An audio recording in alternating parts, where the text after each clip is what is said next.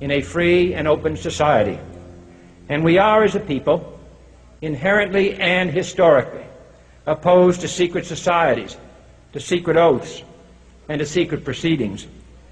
We decided long ago that the dangers of excessive and unwarranted concealment of pertinent facts far outweighed the dangers which are cited to justify it.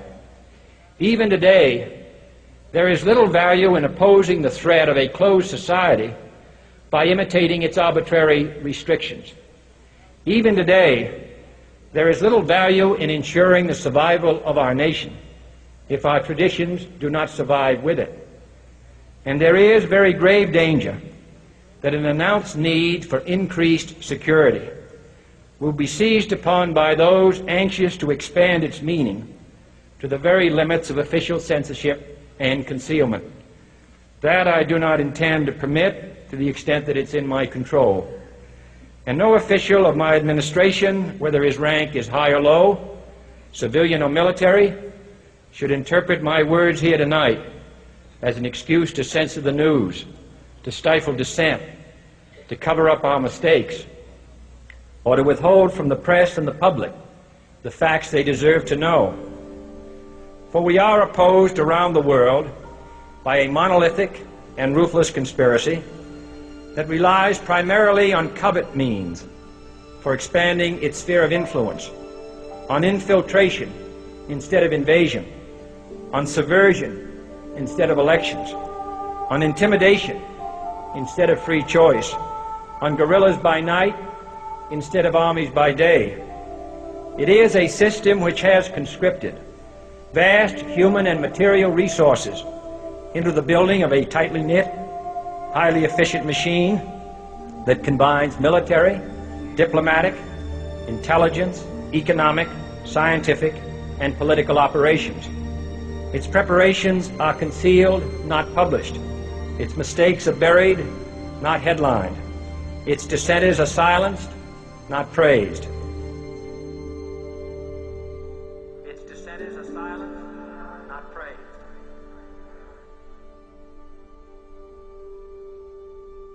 Its dissenters are silenced, not praised. Its dissenters are silenced, not praised. Its dissenters are silenced, not praised. Its dissenters are silenced, not praised. No expenditure is questioned, no rumor is printed, no secret is revealed. No president should fear public scrutiny of his program, for from that scrutiny comes understanding, and from that understanding comes support or opposition, and both are necessary. I am not asking your newspapers to support an administration, but I am asking your help in the tremendous task of informing and alerting the American people.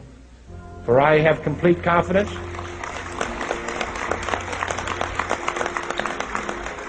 in the response and dedication of our citizens whenever they are fully informed. I not only could not stifle controversy among your readers, I welcome it. This administration intends to be candid about its errors, for as a wise man once said, an error doesn't become a mistake until you refuse to correct it.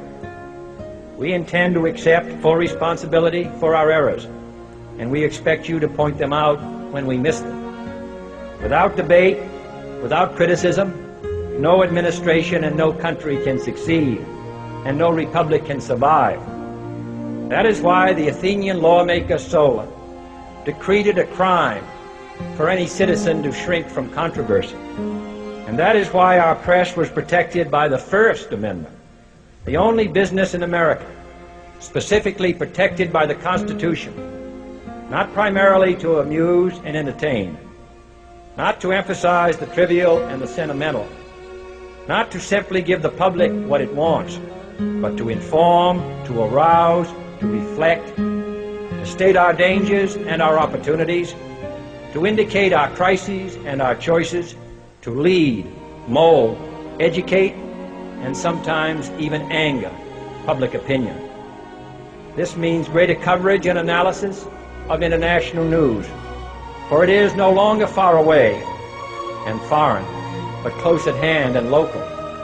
It means greater attention to improved understanding of the news, as well as improved transmission. And it means, finally, that government at all levels must meet its obligation to provide you with the fullest possible information outside the narrowest limits of national security. And so it is to the printing press, to the recorder of man's deeds, the keeper of his conscience, the courier of his news, that we look for strength and assistance, confident that with your help, man will be what he was born to be, free and independent.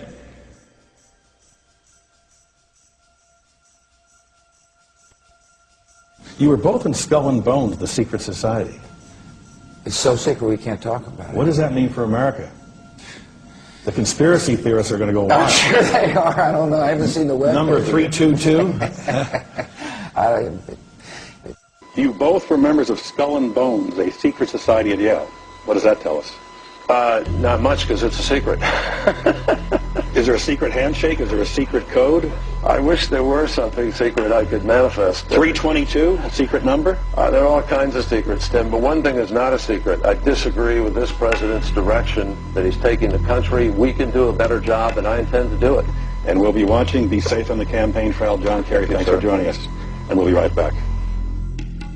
It's good to be back at the Council on Foreign Relations. As Pete mentioned, I've been a member for a long time and was actually a director for some period of time.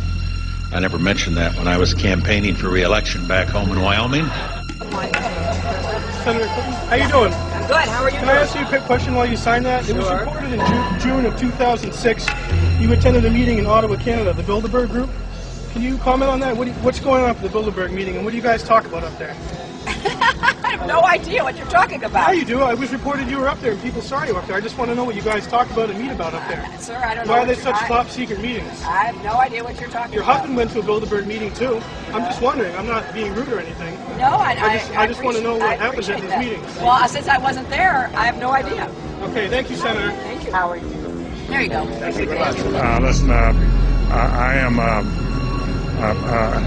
happy member of the Bohemian Grove. I like the folks who come there, and it's really inappropriate for me to talk about the group beyond that. Thank you. Have you been there for the ceremony with the cremation of care? Frankly, I don't think that's something I need to talk to you about.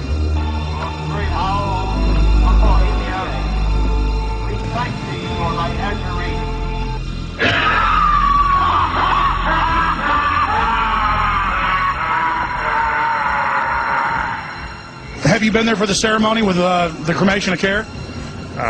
Frankly, I don't think that's something I need to talk to you about. Really? That's right. Well, I'm Alex Jones, and I snuck in there in 2000. I'm the guy that blew it wide open and got the video. It's been on national TV. Well, I disrespect you for that.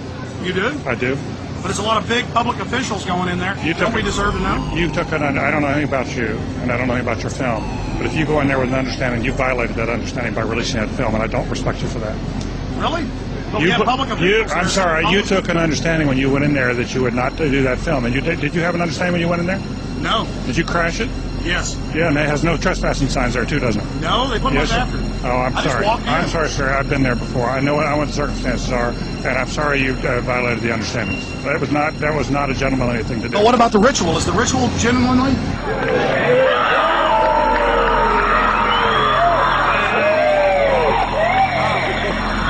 Sir, everything. I don't owe you this comment. I know.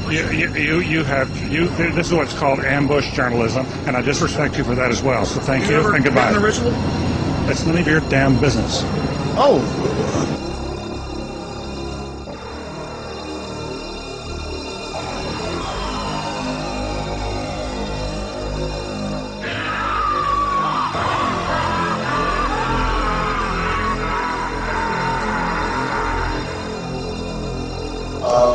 I'm not the Council on Foreign Relations. I don't know if I'm an official member. I've spoken there before.